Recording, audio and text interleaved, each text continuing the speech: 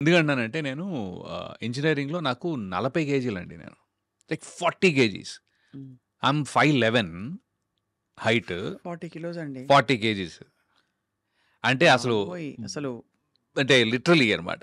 అప్పటికి పర్లేదు బానే ఉన్నాను. హ్మ్. కానీ by end of the time 44, అయినా మీకు 46. హ్మ్.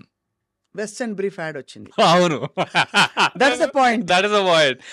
ఒక 44, 44 కేజీస్, 45 కేజీస్ అంటే చాలా దారుణంగా ఉండేవాడిని. హ్మ్. అంటే సన్నగా బోన్స్ కనపడుతూ టైప్‌లో. అయితే but then the beauty is I was 30 when I did Vennela. Hmm. Vennela టైంకి నేను 30 ఏళ్ళు నాకు లిటరల్లీ 29, 30 స్టేజ్‌లో ఉన్నాను. శర్వా అనమాట. ఏంటి భయ్యా! ఏంటి నువ్వు కాలేజ్ స్టూడెంట్‌లా ఇంకా ఎలా ఉన్నావని. Hmm. But that's what I'm saying. But ఒంటితత్వం అది మీది అహా! లేకపోతే ఒంటి తత్వమేలెండి కొద్దిగా. నేను ఎక్కువ తినేవాడిని కూడా కాదులెండి. ఐ జస్ట్ యూజ్డ్ టు అది బి కూడా లైక్ ఉంది. అది కూడా ఉంది బట్ కొద్దిగా. ఇంతకీ యాడ్ చేసారా లేదా? యాడ్ చేయలేదండి బాబు. అంటే ఎందుకు చేయాలనిపించలేదు? అంటే సిగ్గా? భయమేసింది. భయం. అంటే మనం ఇలా కరెక్ట్‌గా పోస్టర్ అక్కడ యేసాడనుకోండి పొరపాటునే. అది కరెక్టే. అంటే దానికి చాలా ధైర్యం కావాలి. ఓకే. ఒక అండర్‌వేర్ యాక్చువల్లీ యాడ్ చేయాలంటే ఒక మనిషికి చాలా ధైర్యం కావాలి. యాహ్! యాక్చువల్లీ నాకంత లేదు. హ్మ్. అప్పుడు లేదు, ఇప్పుడు లేదు. సో, అక్కడి నుంచి you went to film school after that. Actually film school వెళ్దామని యూఎస్ వెళ్ళానండి. హ్మ్. ఎందుకంటే రామ్ గోపాల్ వర్మ గారి ఆయన్నే ఒకసారి కలిసా. ఒక పెళ్లిలో కలిసాననమాట. హ్మ్. పెళ్లిలో కలిసినప్పుడు వెళ్లి పరిచయం చేసుకున్నాను. పరిచయం చేసుకొని sir very interested in maybe Varma, అబ్బి వర్మ అన్నారా? అదొక్కటే అనలేదు నేను కావాలని. ఆ! యాక్చువల్లీ మా ఫ్రెండ్ "అరే! ఎళ్లి కలిసావా?" అన్నాడు. కలిసానురా. ఏమని చెప్పావు? అదే నేను ఇంట్రెస్టెడ్ ఉన్నాను. అది ఇది. సార్ నా పేరు రవి. నేను ఇలా ఇలా. అదేంట్రా? రవివర్మ అని చెప్పలేదా? అన్నాడు. నేను చెప్పలేదురా. ఐ మీన్ నాకేమి నేను దాచుకోవాలో లేకపోతే చెప్పకూడదో అని కాదు గానీ నాకు నార్మల్‌గా రవివర్మ పేరంటే చాలా ఇష్టం. పర్సనల్‌గా. దట్స్ బికాజ్ రవివర్మ అనే ఆయన ఒక ఆర్టిస్ట్ కూడా నంబర్ 1. బట్ ఎందుకో నాకు పెద్దగా నేను పెరిగిన వాతావరణం అంతా హైదరాబాద్ అండి టోటల్‌గా. ఎక్కడా కూడా నేను అంటే ఆహ్, నాకు రాజుల ఫ్రెండ్స్ చాలా తక్కువ హ్మ్. యాక్చువల్లీ. హ్మ్. నా కజిన్సే ఎక్కువున్నారు. సో, హ్మ్. వాళ్ళు బట్ ఇన్ జనరల్ చాలా తక్కువ. హ్మ్. బికాజ్ పుట్టగానే టక్‌మని ఇక్కడికొచ్చేసాం. అవును. ఓల్డ్ సిటీలో పెరిగాం. హ్మ్. మొత్తం ఫుల్‌గా అక్కడ हैदराबादी बोलते होंगे फिर बहुत फुल बहुत बोलता हूँ मैं। ऐसे नहीं लाइक पूरे मेरे 50 दोस्त हैं एटलीस्ट 50 से दोस्त नहीं रहते, दोस्तान रहते। दोस्तान रहते हैं हाँ वो 50 दोस्तान है 50 नहीं 50 भी बहुत ज़्यादा है एक्चुअली। हाँ, तो चाय तो एक चाय का एम्प्टी हाँ एक चाय एक एम्प्टी वो भी है वो भी है। ईरानी कैफे सब कुछ ओल्ड सिटी సూపర్ मार्कस ఏమి లైఫ్ అండి అది కదా. अरे बहुत बिंदास है वो तो वो యా भी था and then so CBIT Varma garu కలిశారు. వర్మ గారు కదా correct I was getting distracted కలిసి సార్ ఇట్లా I'm interested in acting sir how అది ఇది అంటే okay come to my office tomorrow అన్నారు కదా నెక్స్ట్ డే ఆఫీస్కి వెళ్ళానండి అనుకోకుండా ఆయన మాత్రం చెన్నై వెళ్ళారు ఆ టైంలో. ఓహో. సో ఆఫీస్లో ఎవరో ఒక అసిస్టెంట్ డైరెక్టర్ ఎవరో ఉన్నారు ఆయన ఏంటి భయ్యా మరి ఇంత సన్నగా ఉన్నావు నువ్వు అన్నారు లిటరలీ మళ్ళీ అదే క్వశ్చన్ వచ్చింది. అదే క్వశ్చన్ వచ్చింది. కొద్దిగా పెంచు బాడీ కొద్దిగా పెంచు మరి ఇంత సన్నగా ఉన్నావేంటి?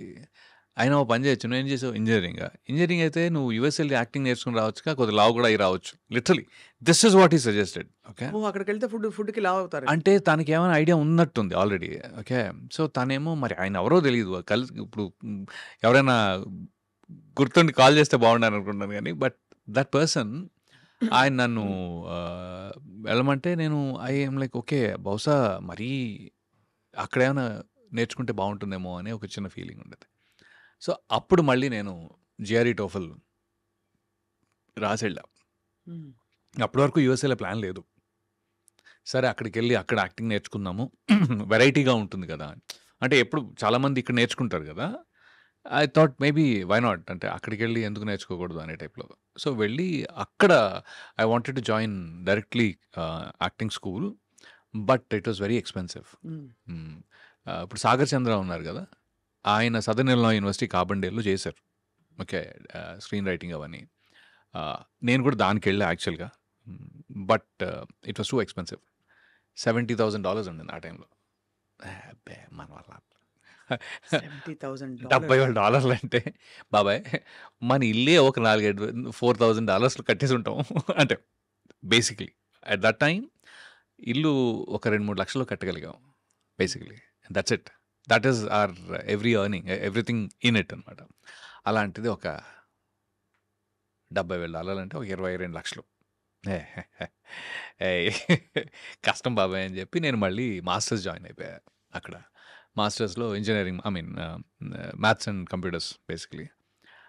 అదేమో ఫైనాన్షియల్ ఎయిడ్‌తో పాటు మనకి సో, ఎక్స్‌పెన్స్ ఏమి లేదు దాంట్లో. సో, మాస్టర్స్ జాయిన్ అయ్యి ఆ తర్వాత ఎప్పుడో న్యూయార్క్ ఫిల్మ్ అకాడమీ అప్పుడు టైం దొరకలా. అప్పుడు జాబ్ చేస్తుంటే టైం దొరకలేదు. But I could make time. ఒక 3 నెలలు హెల్ప్ చేసొచ్చాను. యాహ్! చేసి వచ్చేసాక then after that films just happened. Film happened in 2000 before this one. Actually వెళ్ళక ముందే దేవకట్ట గారు ఆ టైంలో దేవకట్ట గారు చిన్న ఫస్ట్ దేవకట్ట గారు ఆ టైంలో హీ వాజ్ డూయింగ్ వలస అని ఒక టీవీ సీరీస్ లాగా. అంటే టీవీలో మన ఈటీవీయో, జెమినీయో ఏదో దాంట్లో ఒక చిన్న ఎపిసోడిక్‌గా చేద్దామని అనుకున్నారు ఆయన. చేద్దామని అనుకుని ఒక I think few episodes that he did. దాంట్లో వేరే నా ఫ్రెండ్ ఉన్నాడు కిషోర్ అని. తను చెప్పాడనమాట. అరే ఇక్కడ నా రూమ్మేట్ దేవా అని ఉన్నాడు. తను interested in movies. You want to go meet him అంటే అవునురా వెళ్తానని చెప్పా. అదే క్రమంలో రాజ్ అండ్ డీకే గారిని కూడా కలిసా ఆ టైంలో. డీకేని ఎక్కువ కలవలేదు. రాజ్‌ని ఎక్కువ కలిసా ఆ టైంలో.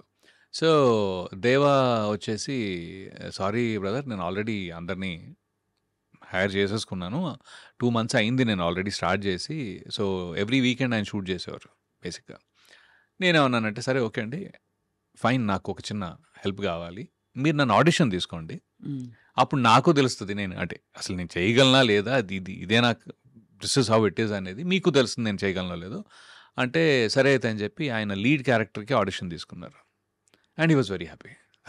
అరే నాకు తెలీదే నువ్వు పోనీ ముందు కొద్దిగా కనపడి ఉంటే అప్పుడు ఆయన ఆ క్యారెక్టర్ తనే చేస్తున్నారు యాక్చువల్లీ.